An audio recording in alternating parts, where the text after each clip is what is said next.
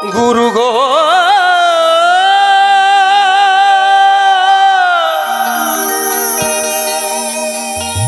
ও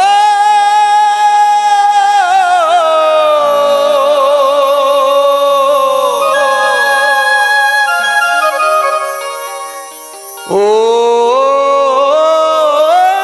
গুরু গো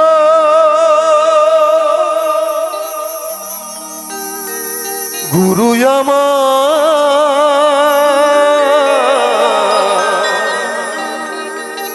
ও আমার একলা যেতে ভয় করে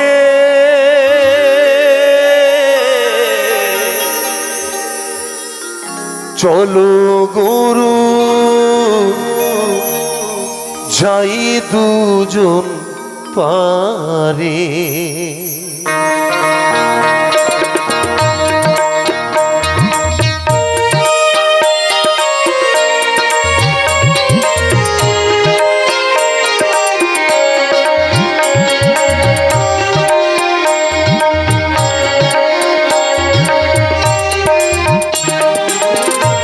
একলা যেতে ভয় করে চলো গুরু যাই দুজন পারি ওই আমার একলা যেতে ভয় করে চলো গুরু যাই দুজন পারি ভবে যেতে গুরু আসতে গুরু যেতে গুরু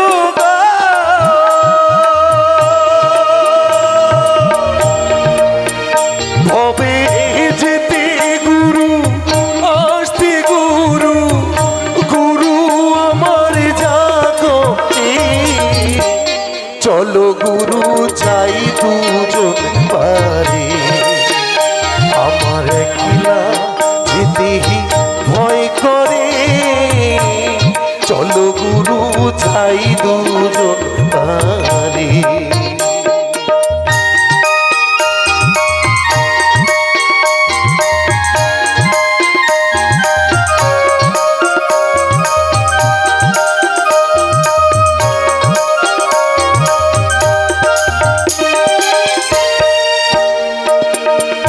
দেহ ছিল শ্মশান সামা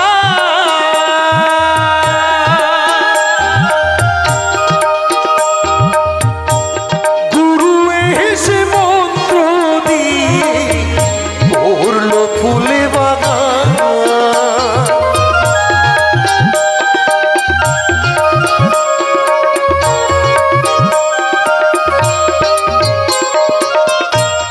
বলছি দেহ ছিল শ্মশান সমান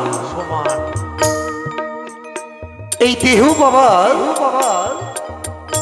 রাবণের চিতার মতনে 24 ঘন্টা আমাদের জ্বলছে কিন্তু এই চিতাকে যদি আমাদের ঠান্ডা করতে হয় তাহলে গুরু আশ্রিত হতে হবে কারণ এই দেহের মধ্যে বেশ কয়েকটি পশু আছে যে পশুগুলির তাড়নার কারণে আমাদের সেই পরমাত্মার কথা অনুযায়ী যদি চলার চেষ্টাও করি বাবা আমরা চলতে পারি না তাই এই শ্মশানকে আগে মুক্ত করতে হবে নদীর ওপারে আছে বাবা নবদ্বীপ মহাশ্মশান রাবণের চিতার মতন দাও দাও করছে প্রতিনিয়ত তদ্রূপ আমাদের এই দেহ তরিখানাও বাবা একইভাবে জ্বলছে তাই তো মহাজন বলছে গানের ভাষায় দেহ ছিল শ্মশান সামা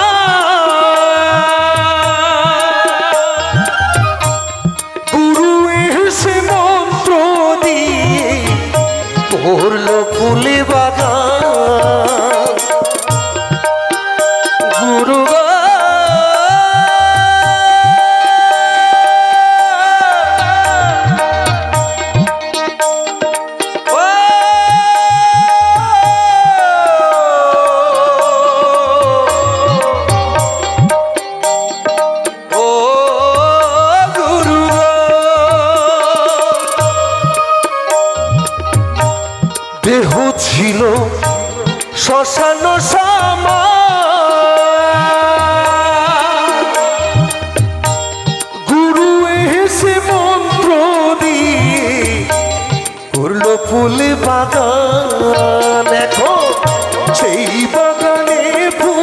ফুটেছে,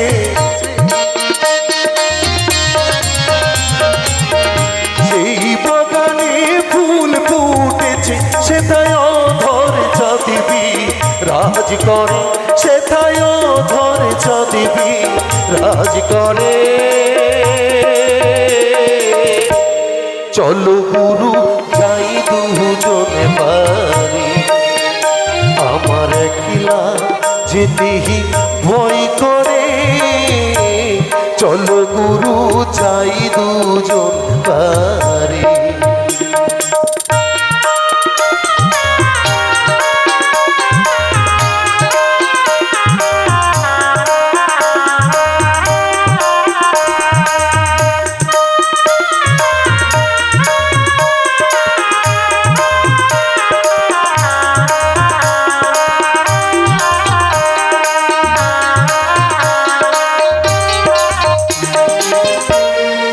তাহলে বলছি, এই দেহের মধ্যে যে 6টি পশু আছে, এই পশুকে সংযত করতে হবে। কাম, ক্রোধ, লোভ, মোহ, মদ, মাৎসর্য, এই 6টি রিপু। এই 6টি রিপুকে মহাজন নাবিকের সাথে তুলনা করেছে।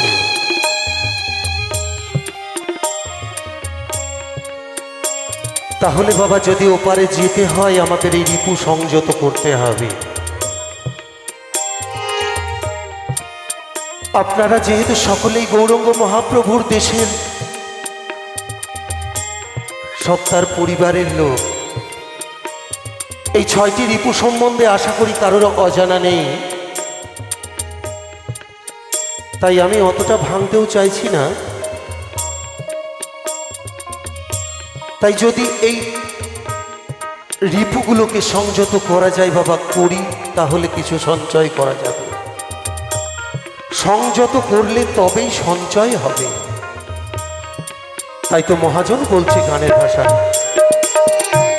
পারের নাবি আছে 6 জনা,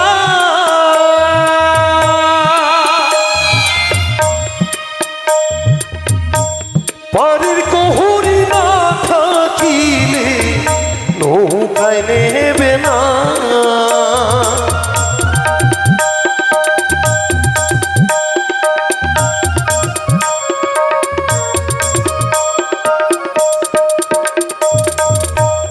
পারের ঘুড়ি আছে 6 জনা,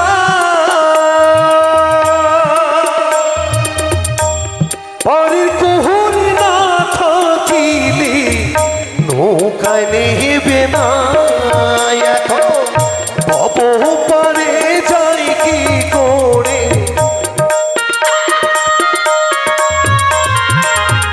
ভব পারে যাই কি করে, গুরু নাও মোরে কৃপা করে, গুরু নাও মোরে কৃপা করে। চলো গুরু যাই দুজন পারে, আমার একলা যেতে ভয় করে। চলো গুরু যাই দুজন পারে।